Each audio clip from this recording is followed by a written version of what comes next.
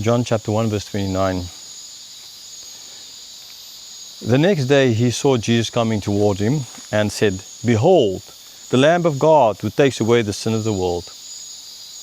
Right, so I mentioned in earlier videos on the Gospel of John that there's like in Genesis chapter 1, a clear mention of the next day, the next day, the next day, right? So here as well you get the next day, because that is connecting back to the creation story. In the end, if you count all these days, you get to 7 as well. And so here's the Lamb of God who takes away the sin of the world. So Jesus comes to him and says, the Lamb of God. Now, in this verse now we see something new. He's not just now the light, he's not just the Messiah.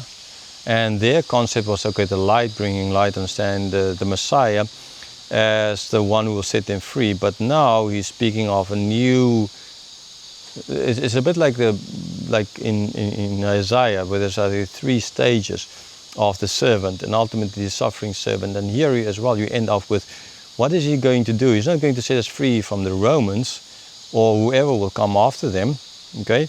But he is the Lamb of God, which they would have understood, again, the leadership and their teaching on from the Old Testament, okay? And he's taking away the sin of the world. So he's bringing in this new concept of this Messiah as the one who's not setting them physically free, but he's setting them free from the sin of the world.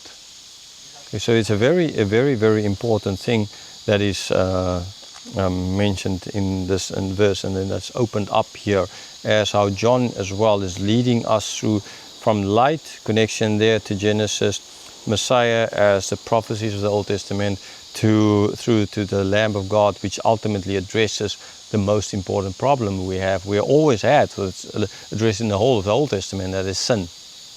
Okay, that is the thing is going to take away. Verse 13.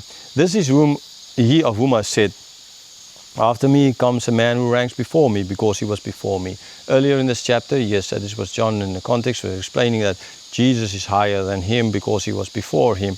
And again, here he's just reiterating that point, that making clear to everyone that Jesus is not, he is not Jesus, he is not Elijah, he is not the prophet, he is not the Messiah, he's the one making the way straight. But he, Jesus, that is ranking before him, the one who ranks before him. Verse 31. I myself did not know him, but for this purpose I came baptizing with water, that he might be revealed to Israel. Here you get as well as mention of know. I did not know him. John the Baptist. John the Baptist who baptized him. John the Baptist who said, I am not Elijah, I'm not the Messiah, I'm not the prophet, actually in order of, I'm not the Christ, I'm not Elijah, I'm not the prophet. In that order they ask. He is, okay, clearly stating here, even though he knew he wasn't, okay, and he knew his task, right, that Jesus is the one who is, he is that one, but he did not know it, okay, so he,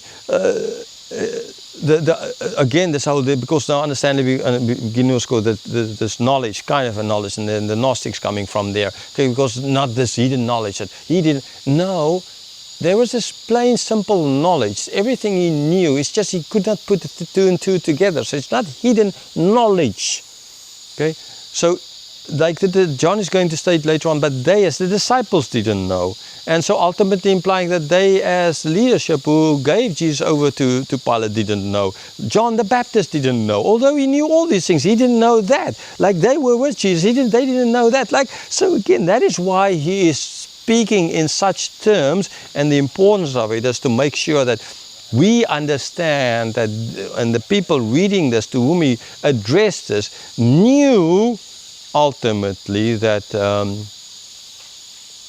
you know, are you the Jew or are you not the Jew? Not the Jew in the sense of the nation, but those rejecting, right? Those rejecting him. Are you part of that? Or are you part of? John didn't know, we didn't know. So it makes sense that you didn't know. But now we know. Right? Now we know. So he came and baptized him with water so that he be revealed to Israel. So it's not hidden knowledge, it's just a revealing of what is there, what's been always been there. It's always been there. Jesus has always been there.